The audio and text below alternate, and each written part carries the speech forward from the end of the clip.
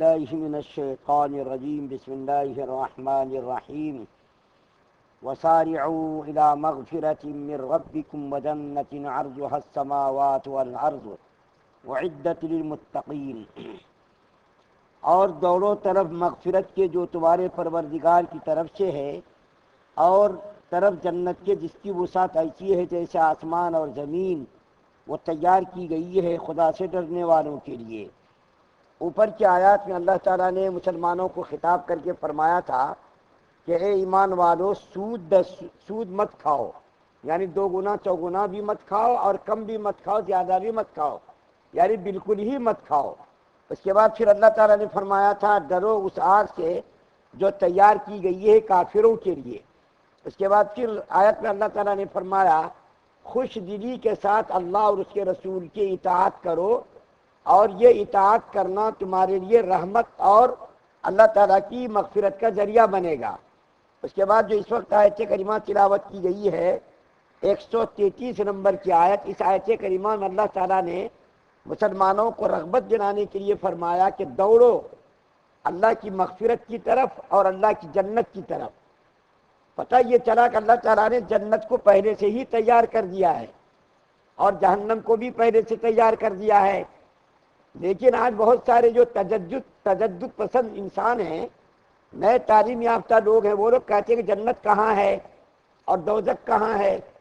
چنانچہ روم کے بادشاہ ہرقل نے نبی کریم صلی اللہ علیہ وسلم سے بطور اعتراض سوال کیا تھا کہ آپ جس جنت کی طرف دعوت دیتے ہیں اور جس جہنم سے ہمیں ڈراتے ہیں، آخر وہ جنت ہے کہاں؟ اگر جنت ہے تو دوزخ کہاں چلی گئی، اور دوزخ ہے تو جنت کہاں چلی گئی؟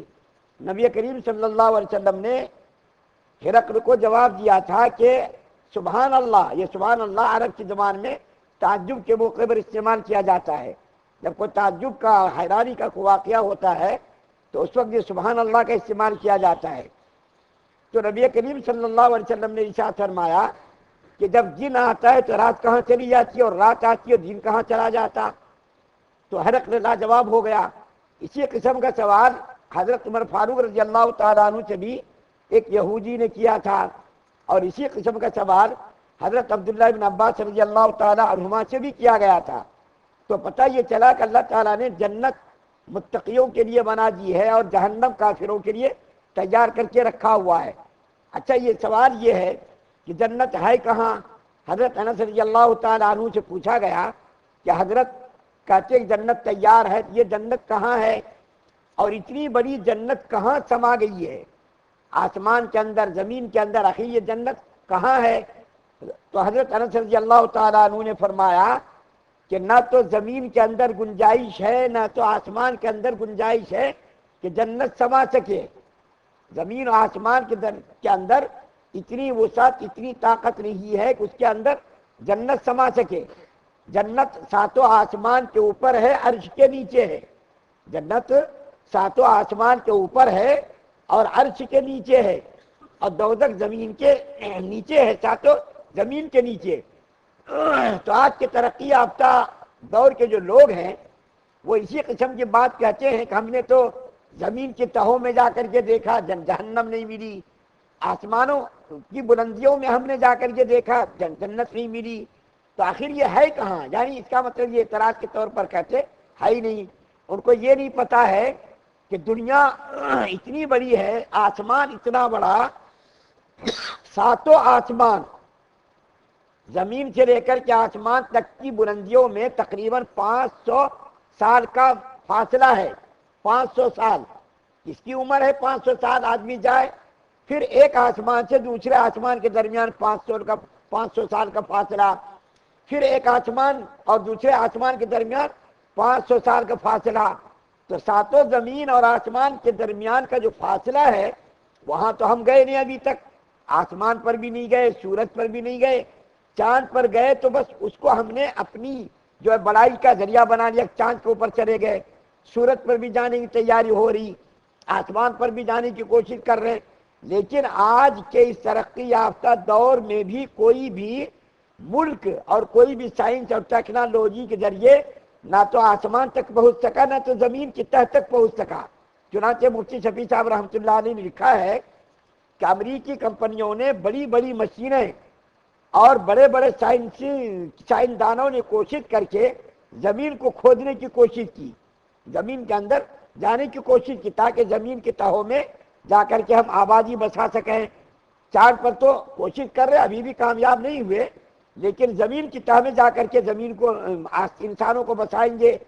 تو مفتی شفیع صاحب رحمۃ اللہ علیہ نے لکھا ہے کہ 6 کلومیٹر زمین کی تہ میں گئے، بس 6 کلومیٹر کے نیچے جب ان کی مشینیں گئیں اور ان کی کوششیں ناکام ہو گئی، 6 کلومیٹر کے آگے ان کی مشینوں نے کام کرنا بند کر دیا۔ ایسی بڑی بڑی چٹانیں پتھر کی نکل گئی کہ اس کی ساری تدبیریں، ساری کوششیں، ساری مشینیں ناکام ہو گئی۔ تو زمین کے اندر تو 6 کلومیٹر سے تو اندر تو جا نہیں سکے، آسمان کی بلندیوں پر بھی نہیں پہنچ سکے، سورج کے اندر بھی نہیں جا سکے، تو تم جنت کا اور جہنم کا مشاہدہ کہاں کر سکو گے؟ اور یہ جنت تم کو کہاں ملے گی، جہنم تم کو کہاں ملے گی؟ لیکن مسلمانوں کا یہ ایمان ہے، مسلمانوں کا ایمان ہے، قرآن کے زبر زیر پر، لفظ لفظ پر ایمان ہے۔ اعدت للکافرین، اللہ نے جہنم کو تیار کیا ہے کافروں کے لیے، اور اعدت للمتقین، اور اللہ نے جنت کو تیار کیا ہے متقین کے لیے، وہ جو پارسائی کے ساتھ، پاکیزگی کے ساتھ زندگی گزارتے، اللہ کے حکموں کے مطابق زندگی گزارتے، شریعت کے مطابق زندگی گزارتے، ڈر ڈر کر بچ کر زندگی گزارتے، اس کے لیے اللہ تعالیٰ نے جنت کو تیار کر رکھا۔ قرآن کے اندر خود اللہ فرما رہا کہ ہم نے تیار کیا جنت کو متقی کے لیے۔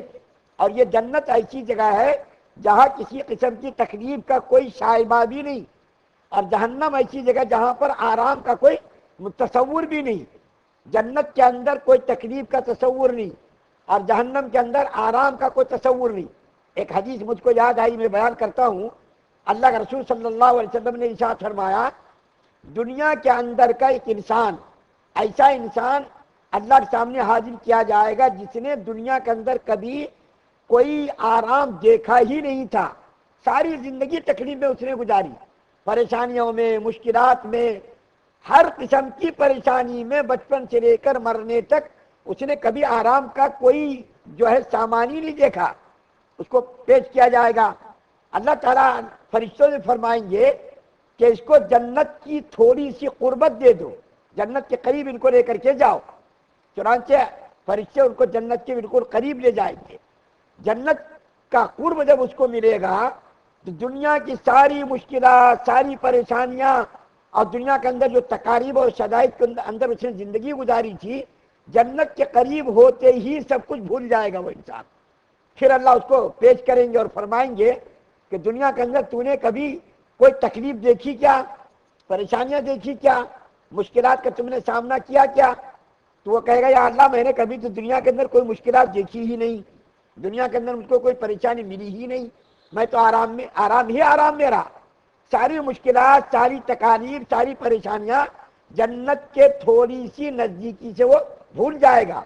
اور ایک آدمی کو بلایا جائے گا جس نے دنیا کے اندر ساری نعمتیں حاصل کی تھی، دنیا کے اندر اس کو کبھی کوئی تکلیف نہیں پہنچی تھی، کبھی کسی پریشانی کا اس نے سامنا نہیں کیا تھا، ساری زندگی نعمتوں میں، آرام اور راحت میں اس نے زندگی گزاری تھی۔ اس کو بلایا جائے گا اور بلا کر کے اللہ فرشتوں سے کہیں گے اس کو جہنم کے بالکل قریب لے کر کے، بالکل نزدیک، تھوڑا سا قریب لے کر کے جاؤ۔ چنانچہ وہ فرشتے جہنم کے قریب لے کر کے اس کو جائیں گے اور جلدی اس کو لے کر کے واپس آ جائیں گے۔ اللہ تعالیٰ ان سے پوچھیں گے اے بندے بتا تو نے دنیا کے اندر کبھی کوئی آرام دیکھا کیا، تو نے کوئی راحت دیکھی کیا، دنیا کے اندر کبھی تم کو کوئی آرام ملا کیا، دنیا کے اندر کبھی تم نے راحت کی زندگی گزاری، منٹ سیکنڈ؟ وہ کہے گا یا اللہ میں نے دنیا کے اندر تو کوئی آرام دیکھا ہی نہیں، ساری زندگی میں نے پریشانی میں گزاری۔ دیکھیے چند لمحوں کے دوزخ کے قریب ہونے سے ساری دنیا کے آرام و راحت کو، مشکلات کو، پریشانیوں کو وہ آدمی بھول جائے گا۔ اور ایک آدمی جنت کے قریب یعنی نزدیکی کو دیکھ کر، اس کے قریب ہو کر کے ساری دنیا کی پریشانیوں کو بھول جائے گا۔ وہ آرام راحت میں زندگی گزارنے والا جہنم کے قریب جا کر کے ساری دنیا کی آرام راحت کا سامان بھول جائے گا۔ اور جس نے زندگی کے اندر کبھی آرام دیکھا ہی نہیں تھا، راحت کا کوئی تصور ہی نہیں کیا تھا، وہ جنت کے قریب جائے گا تو اس کو دنیا کی ساری پریشانیاں بھول جائے گی، اس کو کوئی دنیا کی کوئی پریشانی یاد ہی نہیں رہے گی۔ تو دنیا کے اندر کی آرام و راحت یہ عارضی، یہاں کی نہ تو جو ہے سکون راحت ہمیشہ کے لیے ہے، نہ تو یہاں کی پریشانی ہمیشہ کے لیے ہے۔ اللہ تعالیٰ نے دنیا کو تکلیف کا، آرام راحت کا مجموعہ بنایا ہے۔ دنیا کے اندر تکلیف بھی ہے، پریشانی بھی ہے، آرام بھی ہے، راحت ہے، لیکن اللہ تعالیٰ نے اس کے مقابلے میں دو چیزیں بنائی، ایک تو جہنم اور ایک جنت۔ جنت کے اندر تکلیف کا کوئی تصور ہی نہیں ہوگا، اور جہنم کے اندر آرام کا کوئی تصور ہی نہیں ہوگا۔ تو اللہ تعالیٰ نے شوق دلانے کے لیے، رغبت دلانے کے لیے مومنوں کو بتایا کہ دیکھو تمہارے لیے جنت تیار ہے، دنیا کی مشکلات کو، پریشانیوں کو، اپنے جذبات کو، اپنی خواہشات کو، اپنے ارمانوں کا خون کر دو، اللہ اور اس کے رسول کے حکموں کو مت توڑو۔ اگر تم نے دنیا کے اندر اپنے جذبات کو قربان کر دیا اور اپنی تمناؤں کا خون کر دیا اور اللہ تعالیٰ کے حکموں کو تم نے مان لیا، دنیا کے اندر شریعت کے مطابق زندگی گزاری، تو تمہارے لیے ہمیشہ ہمیشہ کے لیے ہم نے جنت تیار کر رکھی ہے۔ اور اگر تم نے نفسانی خواہشات کے مطابق زندگی گزاری، اپنی مرضیات کے مطابق زندگی گزاری، رب چاہی زندگی تم نے نہیں گزاری، تو دیکھو بھائی جہنم بھی تیار ہے، وہاں مختلف قسم کے عذابات ہیں، وہاں عذاب ہی عذاب ہے، وہاں کسی قسم کے کوئی راحت کا کوئی سامان نہیں ہے۔